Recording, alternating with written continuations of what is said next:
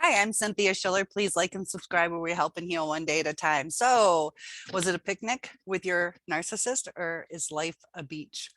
This is an analogy that is kind of relatable. So let's say, it's 9 o'clock in the morning. You guys wake up and you're planning this trip to the beach. This is an analogy on what a relationship with the narcissist is. So you're getting ready and you're all excited about it. You guys pack, you get ready. A lot of times you're going to be the one doing all the packing and getting everything prepared and you're excited about it. They're on board with it. So you go to the beach and you're supposed to have this beautiful day. You're going to watch the sunset together, a full day packed full of activities. So throughout the day, it starts to get a little overcast, just like our relationships, it starts to get overcast. So then the complaining starts. And then the narcissist kind of wants to bail. Like, are we going to sit through bad weather? Are we going to sit through the bad times in our relationship?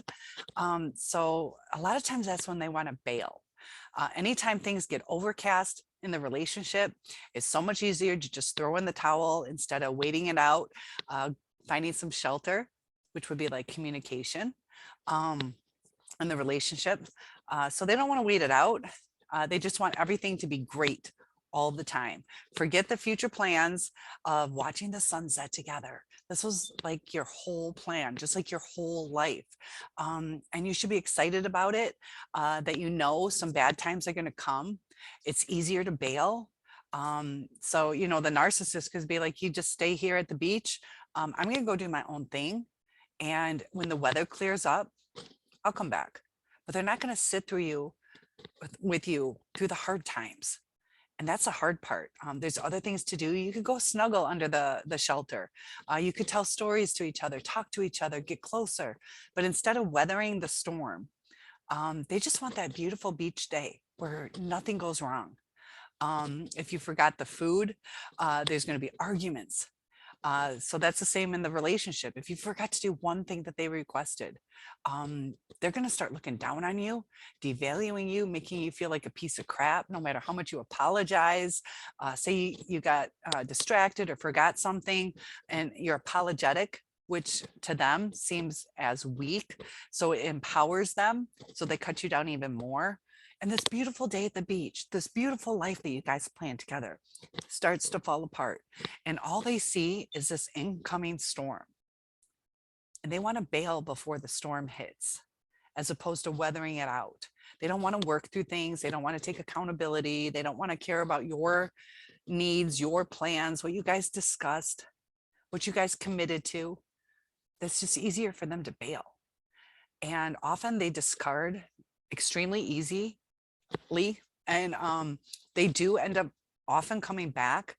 But what's crazy though is the times that they come back is when you've either moved on or you've had it, it seems irreconcilable to you.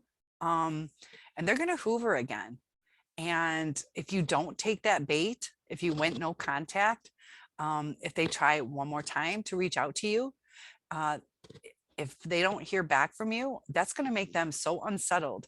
It's going to cause a narcissistic injury. If they feel your supply is sufficient for what they want, they're going to start hoovering more. If it was just like a fly by night thing, the supply was just okay, they probably won't hoover again. They'll give up, like, this is just too much effort, like, screw them.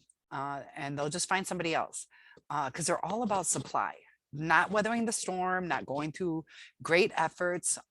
If your supply that you give them is enough, whether you have enough money or enough beauty or enough social status, that determines how much effort they'll put into it. Sometimes it's a thrill of the chase. They just want to catch you again, just because they don't believe we will ever leave them. They don't believe we'll ever give up on them. And they're really cocky, arrogant, and they just feel entitled. So often they'll overstep boundaries to get us back. But do they even really want to keep us? It's the thrill of the chase for them. They'll keep us until the storm comes. And life brings storms, whether it's the death of a parent or a loss of a job, hard times, just stress of moving, whatever it is. So just think about that is, it's life. Life's a beach with the narcissist, when you should be able to weather those storms and look at the end where you're like, let's go through life together.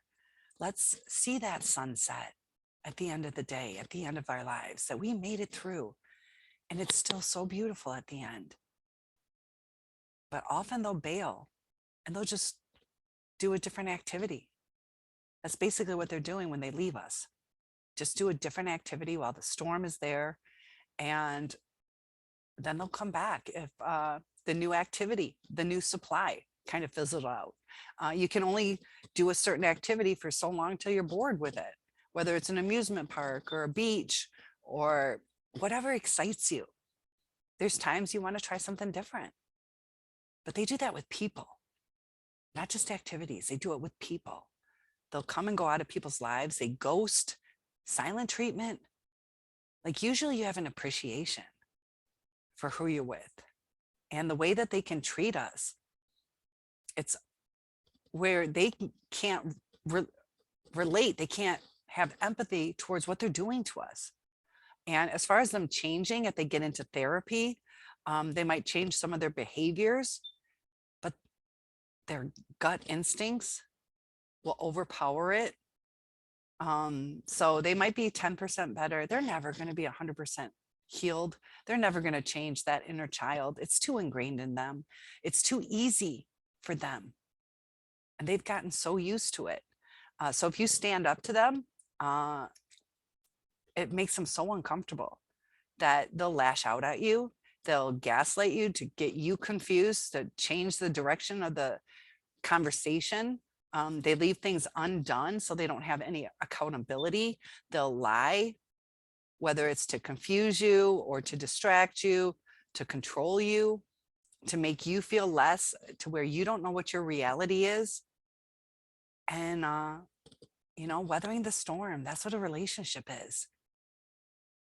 Having commitments, seeing the end, seeing like, it's okay. There's things that are going to happen, but let's stick around for that sunset together. Because that's what we woke up so excited about. Just like the love bombing, that's what we woke up, or that's what we started. And that energy is there, that excitement is there. Things are going to go wrong at times. But to give up on your dream or the end of the day because something happened, like you should look at the commitment, the belief that this sunset's coming. Instead of just giving up or not going through the obstacles in life, to where it's easier for them to bail. And I just thought it was kind of an interesting little analogy that life's a beach, should be a picnic. You wait till dinner time and watch that sunset. So please like and subscribe. Give me some comments. I'd love to make some special videos for you, and I'll see you tomorrow.